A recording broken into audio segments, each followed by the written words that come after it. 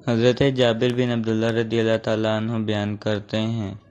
نبی کریم صلی اللہ علیہ وآلہ وسلم نے فرمایا، مجھے 5 چیزیں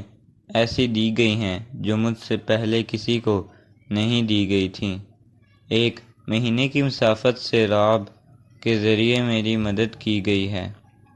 اور تمام زمین میرے لیے سجدہ گاہ پاکی کے لائق بنائی گئی۔ پس میری امت کا جو انسان نماز کے وقت کو جہاں بھی پا لے،